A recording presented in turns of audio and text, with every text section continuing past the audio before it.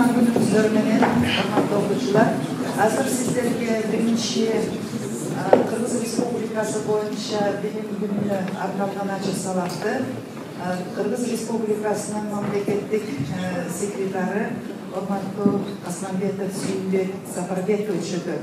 Sabaktın teması Kırgız Respublikası Türkiye'de ömrün arnagan ulu insanlar jönünde olmoqçu. Anda ise hormatly Suyunbek Safarbekovich sizdi ballarga sabak berүүгө чакырабыз.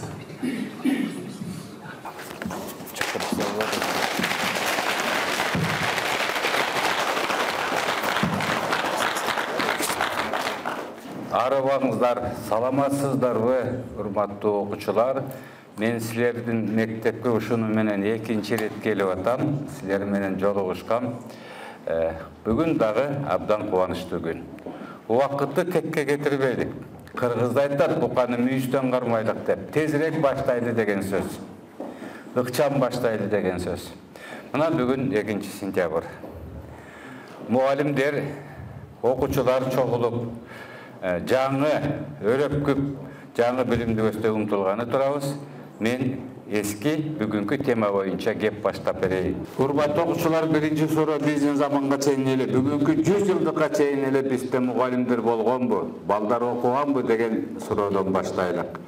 Мен мындан 300-400 жыл мурда, 18-кылымдын экинчи жарымында, 19-кылымдын баштарында Кыргыз аймактарында болгон агайлар, эжейлер тууралуу кичинекей кеп баштап коеюн. Молдон Яс деген ысымды уккандар барбы? Кол эле көтөрүп койгула. Уккандар барбы?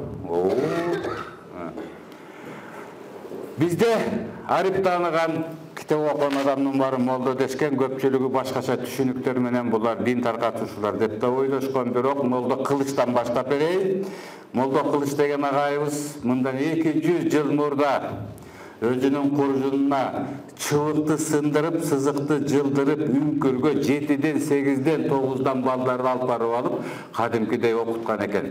Арык чапканды окуткан экен, тоо жылдырганды окуткан экен, коолорду жылдырганды окуткан экен, куштардын баарын тизмеге жазып окуткан экен. Мындан элестетип көргүлө. 200 жыл мурда элестетип эле көргүлө. Ушундай бизде агайлар болгон экен. Молдо Чаргын бу киши дагы ошол учурдагы Кыргыздын тескерисилердей балдардын баарын чогултуп алып, гүлдөрдү терип, гүлдүн дарылуу гүлдөрдү терип, өсүмдүктөрдү, жаныбарларды билгенинче окуткан экен. Дагы элестетип көргүлө. Азыр биз 21-кылымдабыз, ошондо 3 кылым артка кетсек, 18-кылымдын башында Кыргыз аймагында көптөгөн агартуучулар болуп, Молдо Кылыч, Молдо Чаргын, Молдо Дамбылда, Эшенкүл, Исан Бүбү деген апаларыбыз илгери 200-300 жыл мурда ошентип окуучулардын баарын жыйышып, айыл-айылдарды кыдырып окутушкан экен. Байкуштар өздөрү билип албаса дагы, аң сезими менен келген түшүнүктөрдү балдарга үйрөтүп айтышкан экен. Азыркы ысымдар көптөгөн Редкифот деген биздин китапханадан таап алып окусак болот. Демек бизде окутуу агартуучулук иш-чараларыбыз мындан 300 жыл мурда азыркы классикалык түрүндө, азыркы түрүндө формада окутуулар болгон экен. Так буга чейин мындан да көп нарк насилдер менен балдарды чогултуп, божүйдөн божүйгө, айылдан айылга айтып жүрүшчү экен. Силерге мен кичинекей баяндар менен баштап берейин. Bir байбише отурат дейт. Бул ушул нак көрүнүш, окутуу көрүнүш. 4-5 кичинекей кызды жанына отургузуп алыптыр дейт. Өзү ийирип атат дейт. Ийит деген эмне? Жип жасаган, сүйлөй бергиле.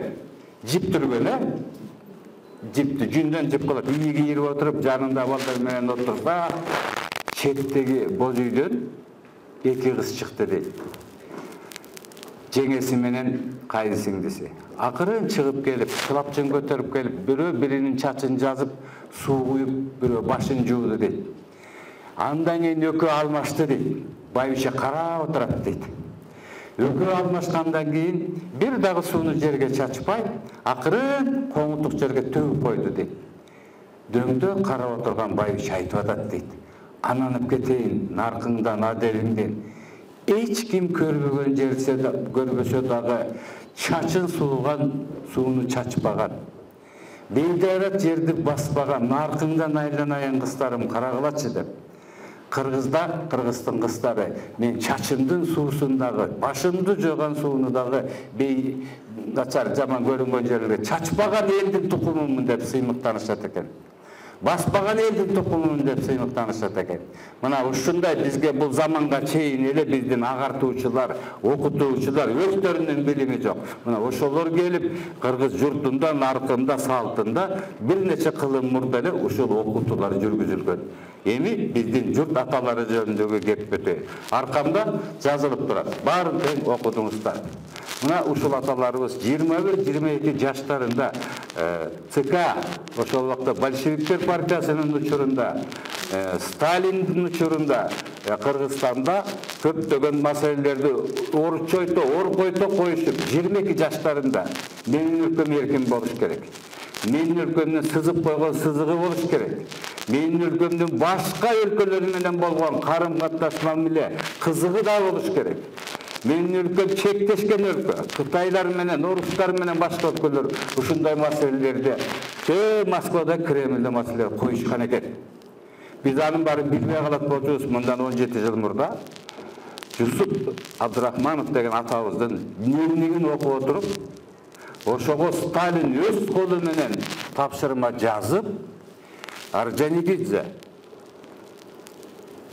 ушул маселени карап чыгып мага сунуш бериңиз. Киров ушул маселе боюнча 20 саат боюнча сунушту карап бериңиз. Молотов пикириңизди билдириңиз деп жазган экен, өзүнүн колу менен Сталин. Мындан 600 метр жерде ошол китеп биздин тарых музейинде турат. Сталиндин өз колу менен жазган тапшырмасы. Ушундай маселелерди 22-23 жашында кошуп, жаштардын 3-чү съездинде Ленин менен Жусуп Абдурахманов катар отуруп, Ленин Жусуп Абдурахмановго суроо берип атат. Молодой человек, вы откуда? Я из Киргизии. На каком языке вы ведете государственную переписку? Мы на русском, Владимир Ильич. Нет, молодой человек. Развивайте местную молодежь. Пишите на русском, на кыргызском, особенно на своем языке. Ушул диалогтун баарын биз билчү эмеспиз. 11-12-17 жыл бою кабар болгон, ал эми акыркы 4 жылда биз ушул китепти алып келип, оригиналын алып келип, 600 метр ылдый жатта тарых музейинин 3-чү кабатында турат ошо китеп. А биздин Кыдыраке деген акебиз болгон. 17-кылымдын 2-жарымында, 18-кылымда падышалык Россиянын 4-чү думасынын депутаты болуп отурган. Кыдыраке Петербургга жолдош четелебей, жолборш четелеп барып, жолборшту белек кылып, баарын жүрөктөрүн алып коркутуп, ошол орус тарыхында алтын тамгалар менен жазылып, Госдуманын жыйындарына катышып, айрыкча Романовдардын династиясынын 300 жылдык маракесине катышып келген биздин кадырлуу инсан болгон. Демек биздин ата-бабаларыбыз чак эле бул бүткүл дүйнөлүк саясатка активдүү түрдө аралаша башташкан. Эми биздин журт аталарыбыз, ушул биздин аталарыбыз пиштерин чагып атса, топусун карбап тосуп, ушул өлкөнү курушту. Өтө катуу кыйноолорду, кыргыздын тилин өлтүрөбүз, кыргыздын тилинде жазабыз дегендерди 1937-38 жылы репрессияга. Көптөгөн жаңылыктарды киргизебиз деген ошол учурдагы 20 тегерегиндеги балдарды кыйлап кыстоодон өтүп 1938 жылы 172 агартуучу атылып кеткен. Агартуучу. 28 мамлекеттик ишмер атылып кеткен. Өлкөнү асыратыш үчүн, мал кошотуп баш ийдирип коюш үчүн адегенде кимдерди жок кылыш керек экен? Мугалимдерди жок кылыш керек болгон. Агартуучулар, булар эң коркунучтуу деп бардык дүйнөдө кандай бир реакционный бийликтердин бар деп ушундан башташкан. Мугалими жок өлкө келешесиз өлкө. Өлкөнү жок кылабыз десем, сабак берүүнүн сапатын жарым эле саат ылдый түшүрүп койсо дейт, сапатын жарым эле саат ылдый түшүрүп койсо, келечекте өлкө өзүнөн өзү жок болуп кетет деген. Мына эң түбү, бүт дүйнө жүзүнүн түбүгү мугалимдерде. Мына биздин агартуучуларыбыз көпчүлүк учурда биздин алифбени, тарыхты жазабыз деп, жер суубузду жазабыз деп, географиябызды өздөштүрөбүз деп, жергиликтүү акелер менен, жергиликтүү билимдар менен иш алып барышып, карталарды чийип, жан талашып аракет кылышкан. Булар өнүгүп, күчтөнүп, элдин колдошуна ээ болуп кетпесин деп 1937-жылы, 38-жылы бул аталарыбызды, агайларыбызды атып атышат. Мына ушул эле 20-кылымдын аяк ченинде биздин жакында эле өтүп кеткен Бүбүрө апабыз болсо, биз сөйрөктөрү, ата бейиттеги сөйрөктөрү коюлган, аркабызда жазылып турган агайларыбызды билбей калмакпыз.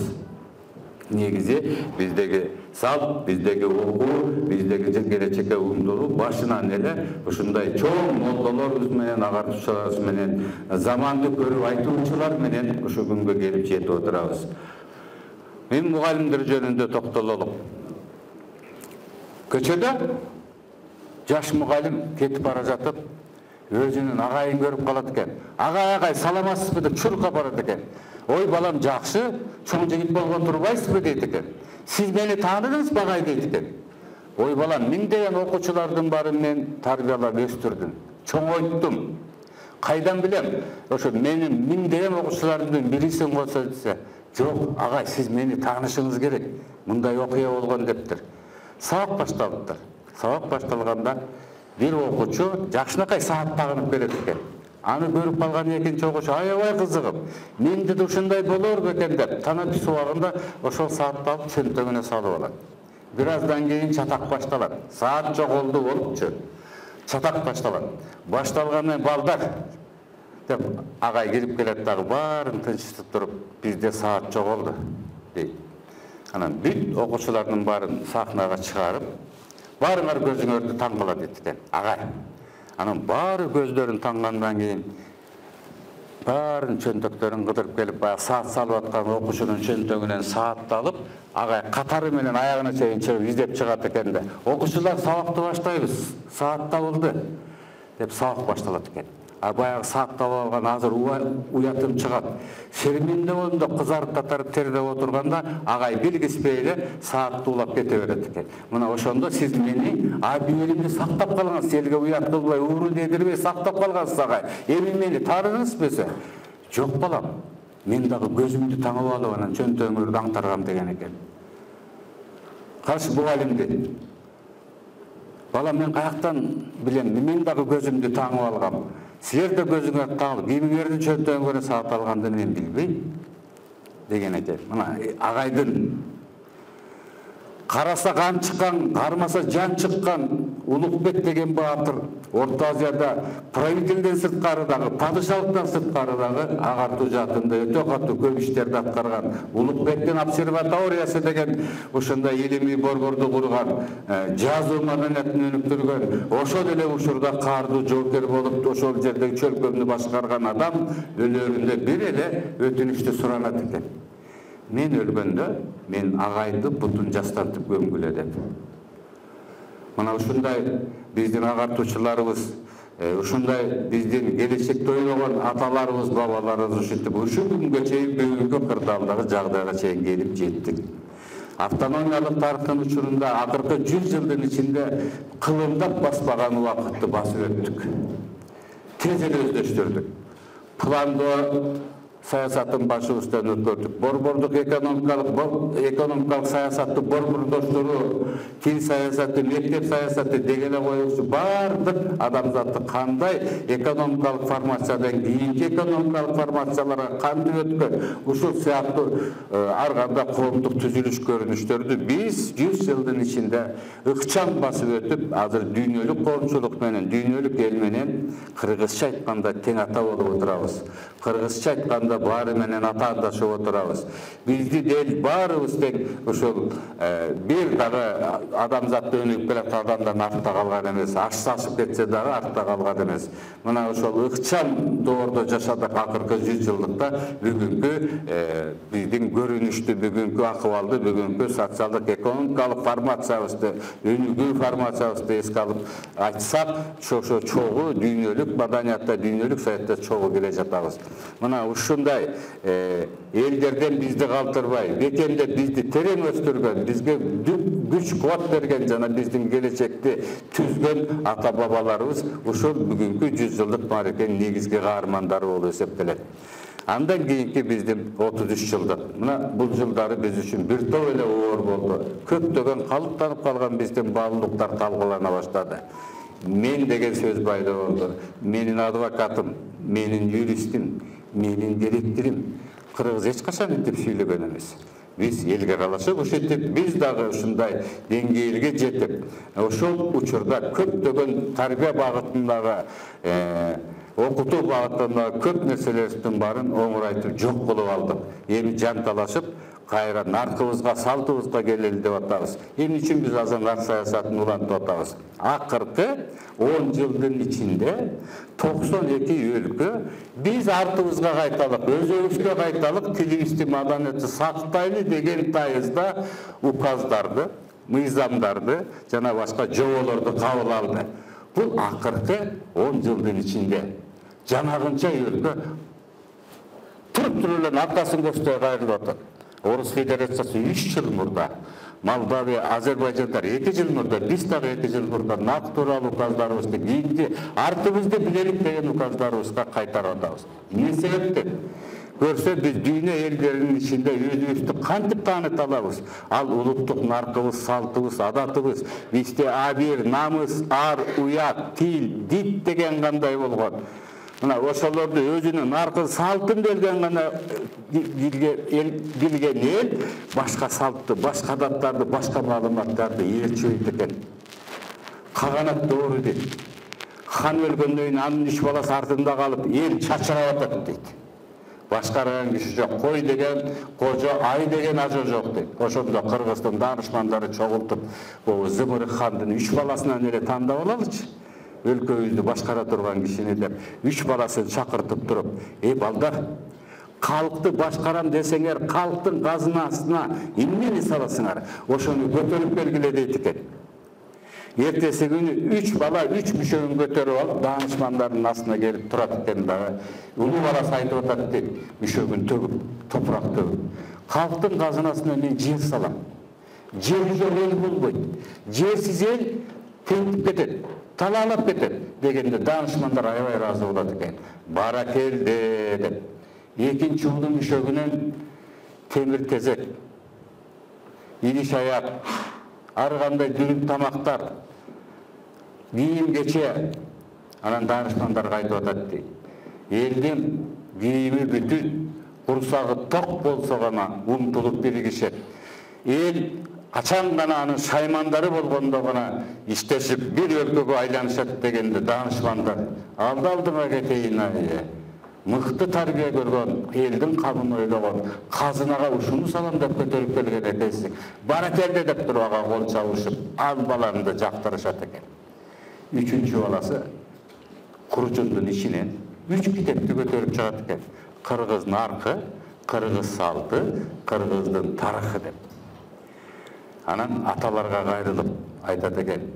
Артын билбеген эл астын көрбөйт.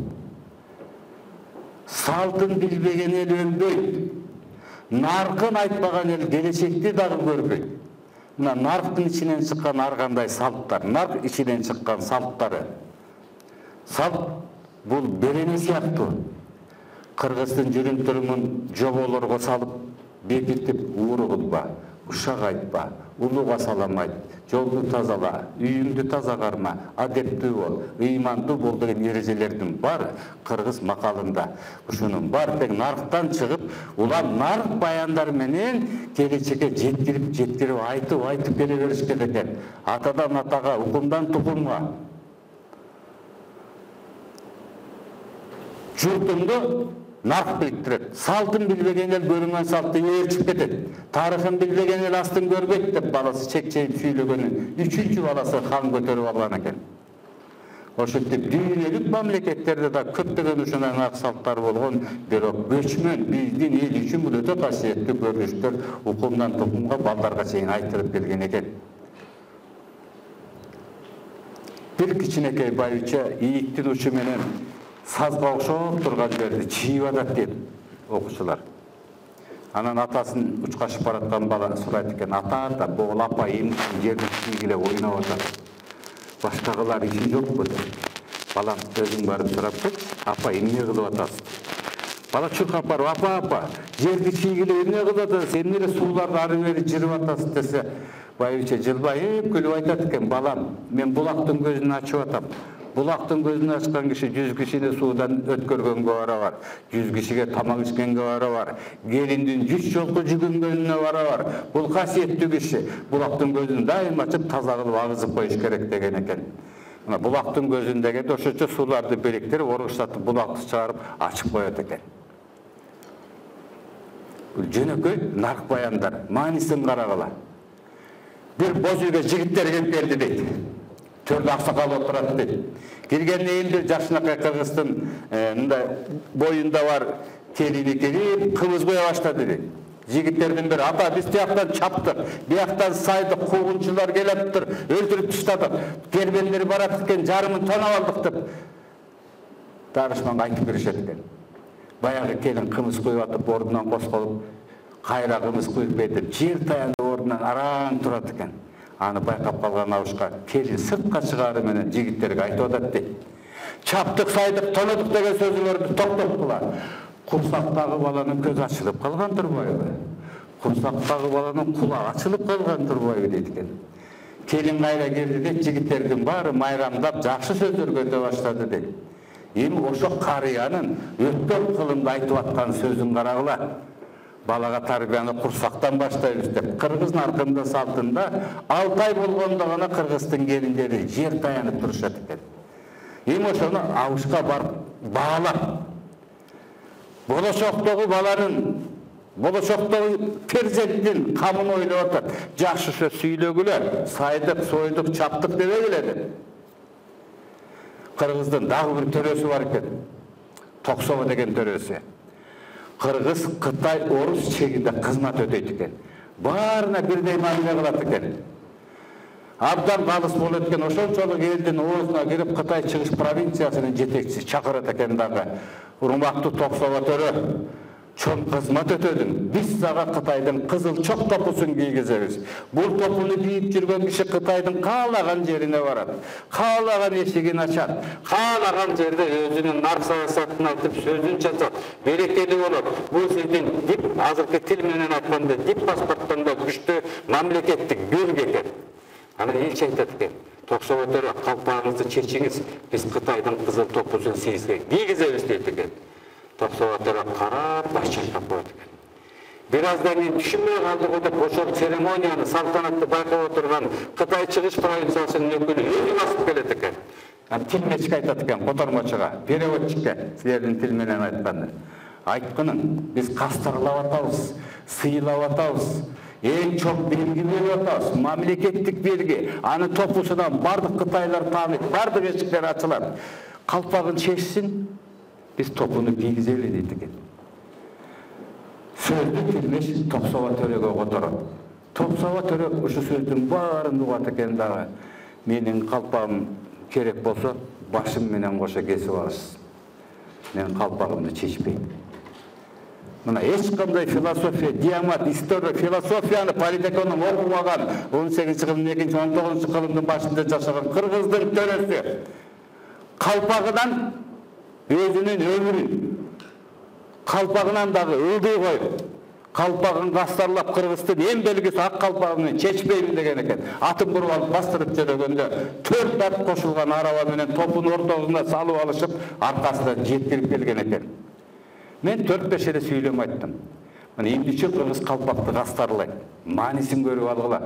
Мына ушундай аталарыбыздын жүрүш турушу менен, ушундай аталарыбыздын наркы менен улуу тарбияланат экен. Ошон үчүн кыргыз эли кандай эл деп айтса, Манасты Курандай жаттаган эл. Аркасына бычак сайса, алдынан кучак жайып, кең пейили айкөлдүгү менен көптөгөн улуттарды өзүнө сиңирип алган эл.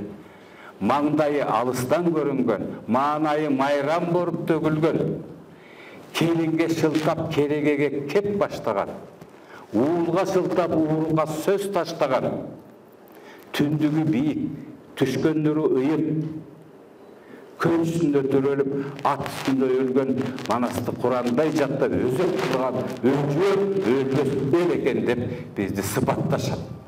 Мен буларды силерге айткан жокмун. Буларды өткөн кылымда Барпет, Абразов, Николай, Чибилик, Исаев деген биздин көрүнүктүү кыргыз тарыхын окуган түркологдор кыргыз эли ушундай эл экен. Ырдак сүйлөгөн эл экен. Сөзүнүн уңгусу жалаң этиштер түзөт экен. Буйрук этиштер түзөт экен. Кет, тур, ал, ур, сок, жак. Бул сөз жаратуучу эл ушундай болот. Улут жаратуучу эл ушундай болот деп окумуштуулар. Миңдеген китептерди, томдорду жазган түрк изилдөөчүлөр, Чокон Валиханов баштагандар биздин элди ушинтип сүрөттөнөк. Сыймыктарыш керекпи? Кандай эл экенибизди? Мына ушундай салттуулукту, нарыктуулукту сабак айлантып 1931 жылдан 1953 жылга чейинки Кыргыз СССРында тарыхты окутууда, адатты окутууда, салтты окутууда ушундай көрүнүштөргө кеңири орун берген Тазабек Заманчин, Белек Солтолоев деген агайларыбыздын баары тең ошол учурда куугунтукка калышкан. Бул балдардын аң сезимин күчөтө турган, курчута турган, балдарды уюштуруп беките турган сөздөр болгон. Сөз үчүн борбордук коммунисттик партия Манас сабагын кеңири сабак берүүдөн алып ташташкан. 1939 жылдан 1957 жылга чейин Манас эпосу жөн эле маалымат катары жарым саат окуучулукка айтылган сабак болгон. Манасты айттыргандан коркушкан. Бул улууну бириктирип жиберет. Бул элди курчутат, элдин гөлүн ашат. Мына ушундай Манастан коркушкан. Ушундай чечимге келген. Көңүлдүрбөй эле койсо болот эле го. Манас айткандарды баары канча унутукташты. 1956 жылкы конференциядагы сөздөрдү уксаңар 4 жашыңар тек турат. Айрым сөздөр эндигиче ачыла элек, ал жердеги коч сөздөр. Мына ушу Манасты жайыптабыз дегендер, комузчу шерттиребиз дегендердин баары тең улутту бириктирүүчү, улуттук агартуучуларыбыздын саясатынан коркушкан. Biz ушунча элди бириктирип кармаш үчүн муну бериндетип алып жүрүшүбүз керек деген саясат болгон. Комуз өлкөдө агайларыбыз бизди мына 1977-1974 жылдары агайларыбыз тарыхтан эмгектен берген агайларыбыз кечинде станокторду иштетип коюп башка комнатага келип алып комузду үйрөткөн. Бизге мага карамолорубуздун айланабыз. Ол сабактардын баары улуттук аң сезимди көтөрүп турган сабак адаттын баары тең бул коркунучтуу болгон. Ошончо 500 миллионго жакын элди мыкчып кармап отуруш үчүн алардын адаттарын жоготуп, салттарын азайтып борбордоштурушкан. Жаңы советтик эл деген коомдук общность, новый общность. Жаңы эл түзөбүз деген саясат жүргүзгөн. Ар бир улуттун кызыл, тазыл, көк, жашнакай өзгөчөлүктөрүнүн баары тең бириgiп отурган, бириктирип отурган. Мисалы үчүн бир машинени чыгарыш үчүн 1979 жыл Кыргызстанда жүк ташуучу бир машинени чыгарыш үчүн 11 союздук өлкөдөн 11 өлкө катышкан. Анын моторун Горький деген шаардан чыгарган. Кабинасын болсо Куйбышев деген шаардан чыгарган. Анын дөңгөлөктөрүн Тараздан, биздин Казакстандан чыгарган. Анын глушитель деп коюп баарыңар көп эле билесиңер. Иркутскдан чыгарган бир машинени 11 өлкө чогулткан. 11 өлкө кетигин чогултуп турган. Кыргызстанга айдап келген дагы машина строительный завод курулган бизде. Ошол жерден чогултуп коюшкан. Бир дагы өлкө өзү кашыкты да чыгара алган эмес. Кашыкты дагы 3 өлкө чыгарган. Алюминий Уралдан, Урал облусунан чыккан. Анын калыптары болсо Колвида деген Грузиянын шаарынан чыккан, уютуп бекиткен Ташкент. Мына бир кашыкты чыгарыш үчүн 3 өлкө катышкан. Бир коробка ширенкени чыгарыш үчүн Балабаново деген шаар бар. Ширенкенин алдында город Балабаново деп жазылып турат. Балабанового 4 состав 4 өлкөдөн барган. Биринчи жыгашы барган, экинчи станову барган, үчүнчү күкүрт иштетүүчүсү барган, төртүнчүсү ошону коробкага салуучу. 4 өлкө биригип Балабаново деген шаардан бир тыйындык ширенкени чыгарышкан. Бул жол менен бүт улуттардын баарын эң эркиндикке жол бербей, бир оокатты кылыш үчүн 5-6 өлкөнү катыштырып, тотальная централизация экономики. Абдан бириктирип таштагандагы бизден роботторду кылгысы келишкен. көрсө ири державалар, империялар ошондой борборлоштурулган саясаттын негизинде улуттун улуттуулугун, улуттук иденттүүлүктү мокотконда гана бийлик алат экен. Экономикалыктан алсыраган эл бирин жасаш үчүн бир нече элге жалдырап окат кылышкан. Ошол үчүн великое единство советского народа деген экинчи саясат жарыкка чыгып келген. Кудай жалгады, ал доордагы бизди жаман кылган жок.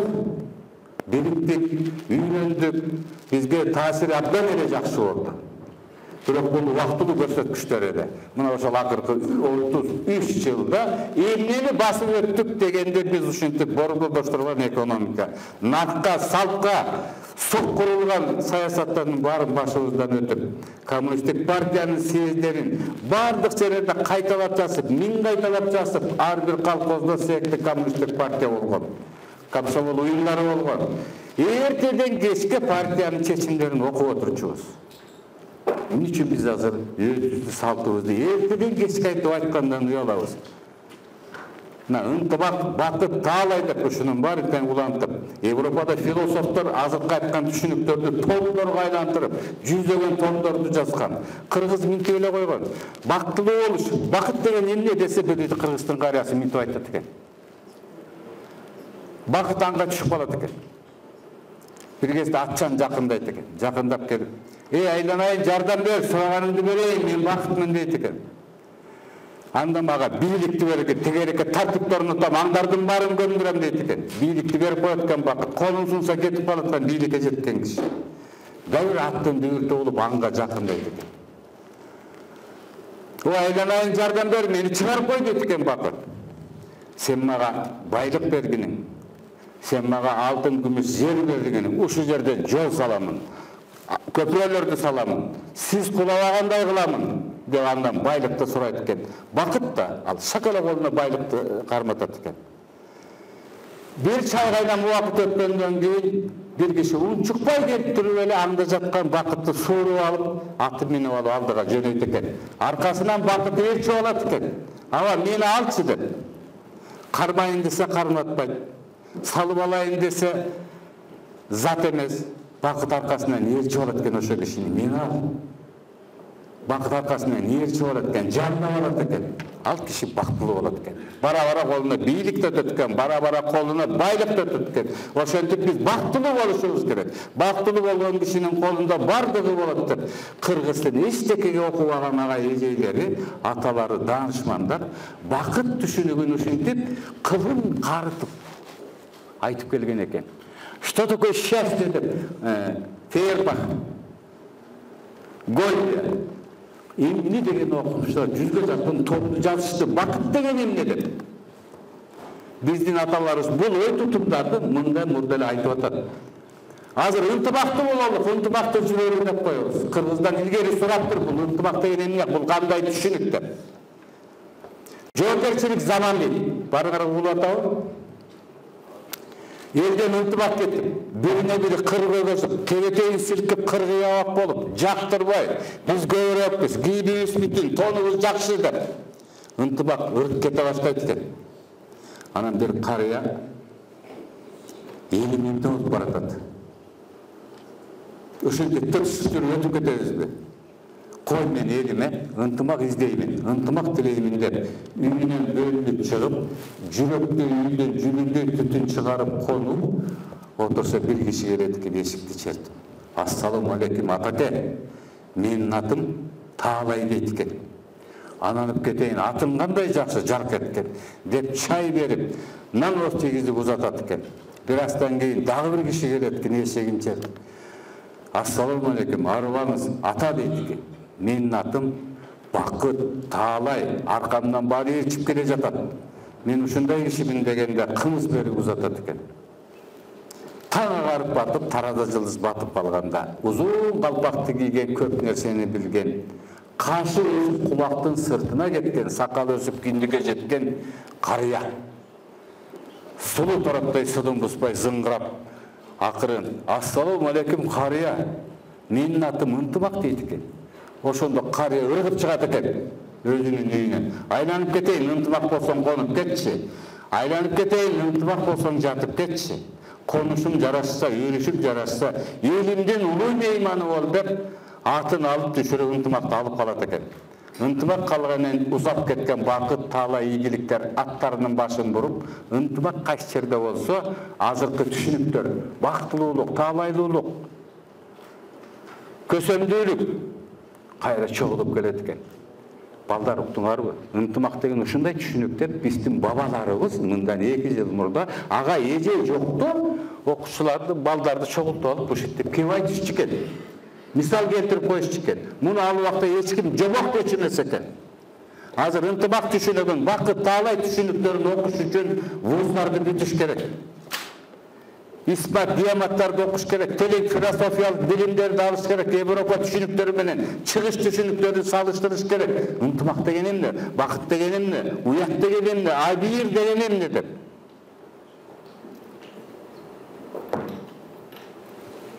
Үч жигит кетип бараткан экен. Жолдун байында бир бүшөк жатат дейт. Алдындагы жигит түш парак алып бүшөктү ачса ичинде толтура күмүш, алтын байлыктар экен. Өкөнө карап туруп, 3-кө бөлөлүк дейт экен. Экинчиси эки жакты карап туруп, чын эле эч ким көргөн жок. Бөлсө бөлө алалы 3-кө дейт экен. А үчүнчүсү улуу экен. Акырын карап туруп, ай Кудай азбабы. Биринчи үстүмдөн Кудай карап турбайбы? Экинчиси эл карап турбайбы? Үчүнчүсү сен ичиңден абийириң карап турбайбы? Кантип эч ким көрбөйт деп айтасың? Антегиле дегенде баягы экөө аттарда ыргып минет экен. Мына карагылачы сөздүн маанисин. Ай үстүңдөн Кудай карап турат, тийбе ага. Капталыңдан, жаныңдан эл карап турат, тийбе. Айры кеткенде өзүңдүн абийириң карап турат. Дегенде, мына жөнөкөй сабак. Урагал етіп, бирөөнүн буюмуна кол салуудан мурда кандай таасирлүү сөздөр менен эле айтып, укумдан тукумга, атадан балага жеткирип ушул түшүнүктөрдү алып келген экен.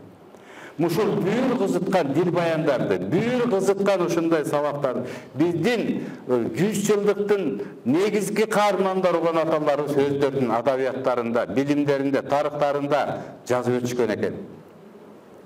Акыркы 33 жылда биз мындай түшүнүктөрдөн алыстап, азыр бүгүнкү күндүн күбөсү боло турат. Дагы шүгүр, баарыбыз чогулуп, мугалимди урматтап, эжейдин алдында чогулуп билим алып жатабыз.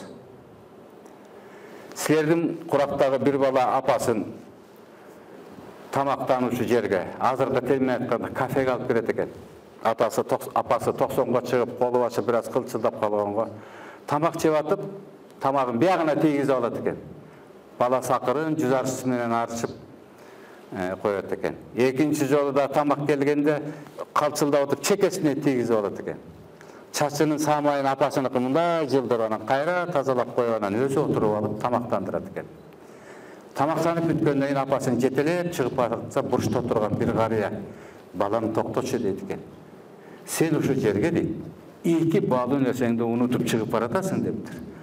Агай, мен эчтеке унуткан жокмун, мен баарын алып баратам десе, биринчиден өзүңө окшогондорго сабакты унутуп кеттиң. Экинчиден мага окшогондорго үмүттү унутуп кеттиң. Баракелде балам деп чекейинен өбөт экен. Байкадыңарбы? Бул мурдагы способ передачи информации, же болбосо способ познания, миропонимания дейликпи. Мына ушундай баалуулуктарды биз ушул кылымга чейин айтып келип, бүгүн жаңыртып күчөтүп айтыш керек. Эмне үчүн жабылып комуз чертип атасыңар? Жабылып манас айтып атасыңар? Барып келген киши жок. Жалганы менен иши жок. Көрүп келген киши жок. Көбөйткөн менен иши жок. Күпүлдөп деп айтабыз, кан манасты бул жерге. Ачык эле айтып атпайбы? Биз көбүртүп айтабыз, көбөйтүп айтабыз. Жанында болгон киши жок, жалганы менен иши жок. Жалпы журттун күнү үчүн кан манасты айтабыз деп атышат. Манас кыргыз улуттун азыркы тил менен айтканда код, өзөк. Манастан бардык нерсебизди табабыз. Мына ушул манас саясатын өнүктүрүү дагы биздин ата бабаларыбыз зыянга учурап калган. Токтоткула манасты деп. Мына Тыныстановдун Алтыкымбаевдин эмгектеринде. Ошол үчүн бүгүнкү улуттуулуктун 100 жылдыгы жөн чыныгы эле бизге майрам. Елімізге қандай жарқын маман тартылады. Қандай жақсы самалықтарға жетіше алдық, өлкөбүздү куралдык. Акыркы 33 жылдан айтпай да коелук, күндөп Кыргыз өлкөсү курулуш аянтына айланды. Былтыр эле баарыбыздын көзүбүзчө 15 мектеп 4 айда салынып кирди. Былтыр эле акыркы 3 жылда 219 мектеп кирди. Быйыл 110 мектеп кирди. Салынды, жаңы салынды. Аны барып кармасаңар болот, эшигин ачсаңар болот. Бул көбүртүп, жабыртып айткан цифра эмес. Ошол мектептер кайсы айылга сайылды, ошондон бери интернетке чыкты. 1672 километр жолду куруп койдук. Курулуш. Быйыл жылдын аягына чейин 517 мектеп ишке киришет. Анын 46сы ишке кирди. Жаңы мектептер босоолорун ачып жиберишти. Муну калп деп айтсаң интернеттен көрөсүң. Адреснен бери турат туугандар. Дарегинен бери турат. Кайсы жерде кайсы мектеп ишке киришти? Канча бала акча киришти? Менин бийликтин кишиси катары бийликти мактап аткан жерим жок. Көргөнүмдү, кармаганымды, жанына барганымды, арканын чечкенимди, лентасын кескенимди көрүп, кыдырып келип анан айтып атам. Кандай дейсиз? Салынды. Силердин мектеп аябай жакшынакай мектеп. Будун бурчу күлүп турат. Балдардын баары шакыла комуз көтөрүп чыгат. Учурашкандан кийин шейле манас айтышат. Ушундан экинчи жолу күбө болуп, ушундай фанап берилген эжекейиңерге, директор эжекейиңерге мен таң калып отурам.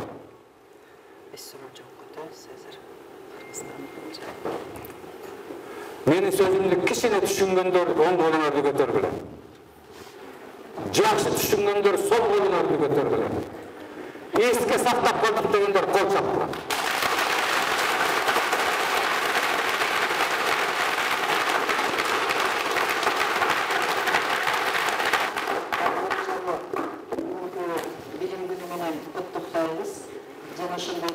Ошондой сиздерге видео байланыш аркылуу биринчи сабакта Кыргыз Республикасынын мамлекеттик катчысы Касманбеков Сүйүнбек агай берип жатат.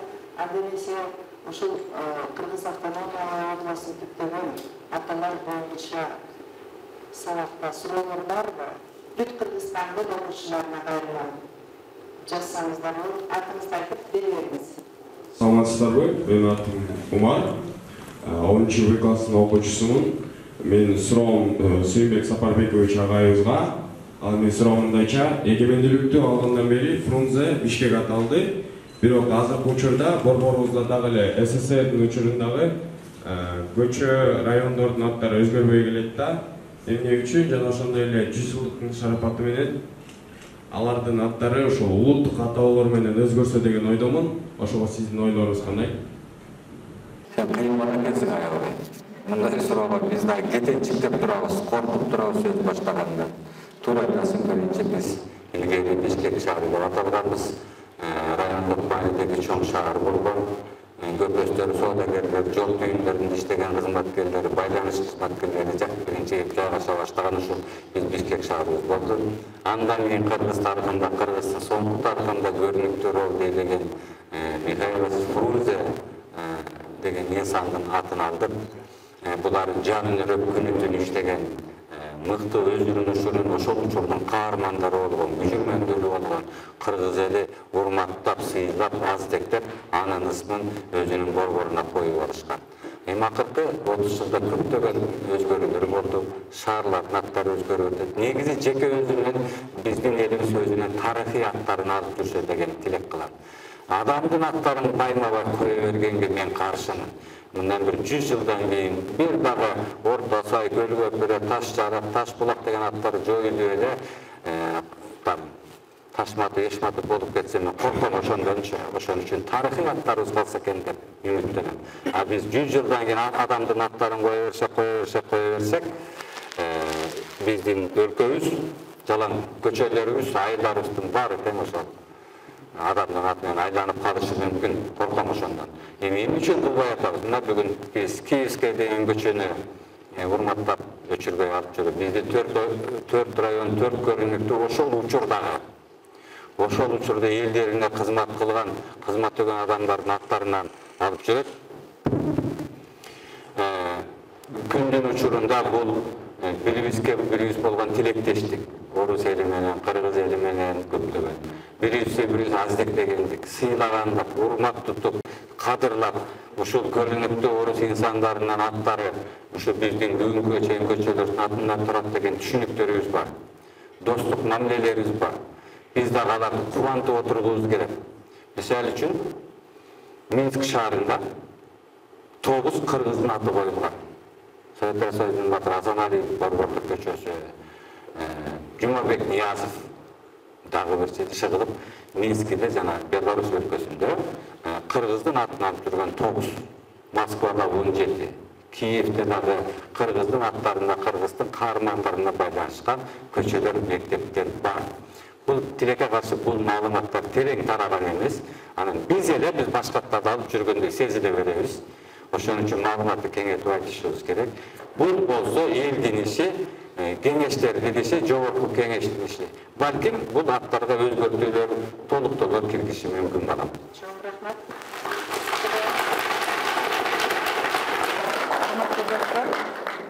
Аймактан дагы берсеңиздер болот.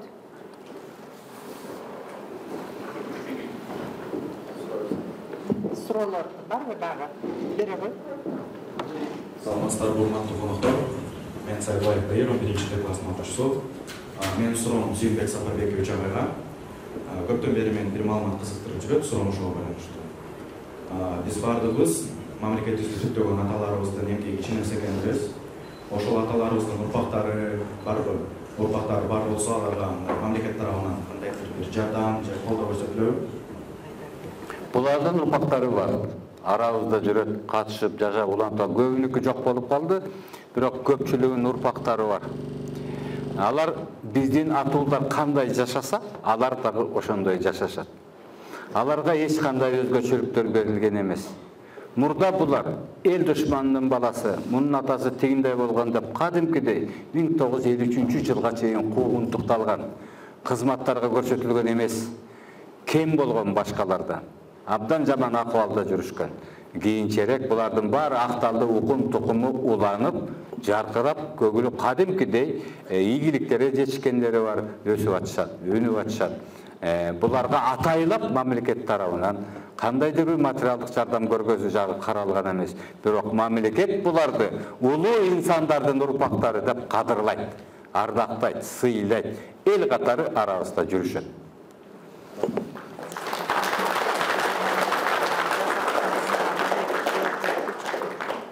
Айтыш керекпи?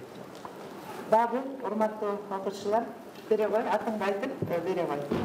Саламатсыздар, урматтуу. Менин бүгүнкү суроом дагы Сүйүнбек Сапарбекович агайыбызга арналат. Мен 11-Д класстын окуучусу, республика балкына. Бүгүнкү аалымда ушу мезгилинде келечек мурда болгон көз карашыңыз кандай? Ошол жөнүндө айтып бересизби? Бүгүн бир жолугушууда болдум алтынай. Ушундай жолугушуудан бир кыз туруп суроо берди, агай. Кара кийинип, мындай кара жолук салынсак эле, мындай коомдон четтелип, коомдук мындай жаман көз караштарга тушуруп атабыз. Биз ак жолук салынып жүрсөк уруксат бересизби деди да. Кара эмес, ак жолук салынып жүрсөк уруксат берет. Мен айттым, кызым дедим. Эмне болсо ошо болсун. Кандай кийинсең ошондой кийин. Бирок жүрөгүң кыргыз деп соксун.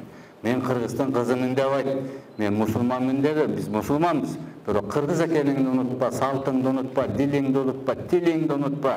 Анан каалаган кийимиңди кие кой алтыным дедим. Чоң рахмат. Ушундай көп бергим келди да, анан бүгүн жаштарды азыр айтат, тил чыга элек бала, чөргөлөп жүргөн бала. Сотовый телефондон өзүнүн мультиктерин таап алат. Чукулап атыпчы. Азыркы төрөлгөн балдар 3 күндөн кийин эле чекчейип ата-энесин карайт. Төрөлгөндөн кийин мында жарым жылга чейин мойнун тагып коюп эле бою шылпылдап кетпейди. Өзгөрдү. Заман өзгөрдү, тамак өзгөрдү, дил өзгөрдү, анатомия дагы өзгөрдү. Азыр эрте жөргөлөп кетишет, эрте өздөштүрүшөт.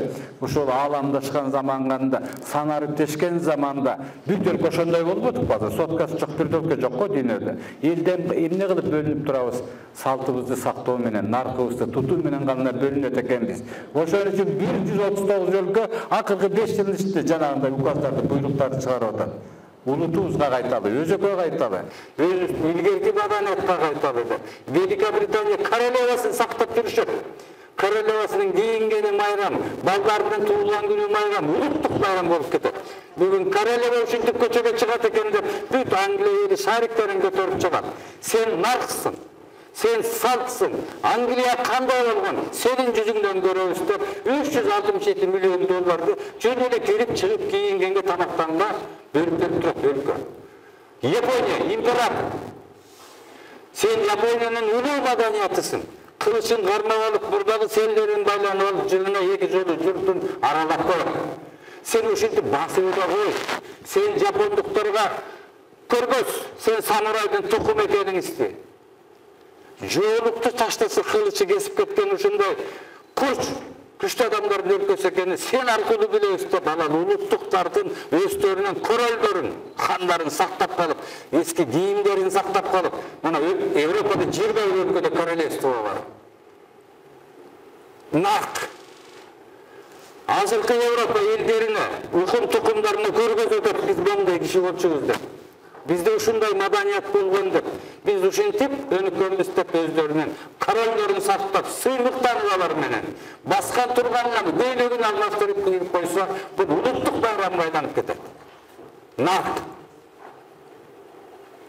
Мына биз ушундай наркыбыз менен гана азыркы сиз айткан заманда кыргыздыгыбызды билип, сүйүп тутунуп анан өнүгөт экен, моюн бербейт экенбиз эч кимге. Улутту тилибизди, дилибизди сактай жүрүп. Дагы суроо.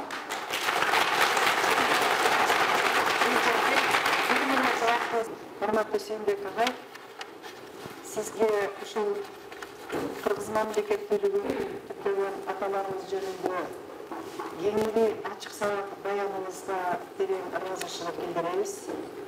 Сабагыңыздын өзөктүү максаты кыргыз өнүктүүгө өз өмүрүн арнаган жана бүгүнкү күнгө жетишкенге чейин салымын салган инсандардын тагдыры жана алардын өзгөчөлүктөрү жөнүндө. Башкы милдети сабактын Кыргыз Республикасынын тарыхын, анын баалуулуктарын жана ошондой эле ар бирибиздин Кыргыз Республикасын өнүктүрүүгө болгон аракетибизди колдоо жана жоопкерчилигибизди жогорулатуу болуп эсептелген.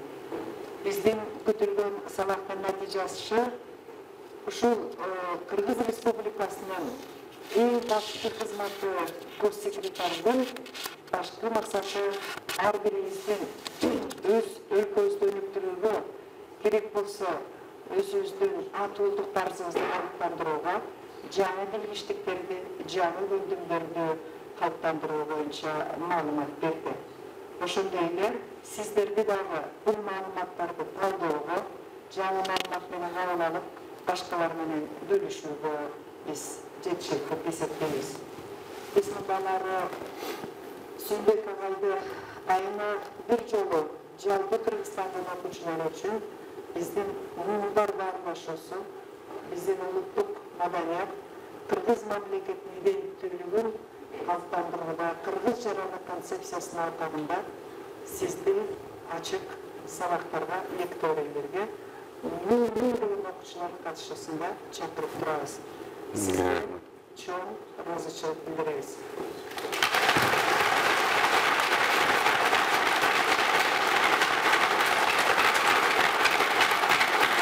Окуучу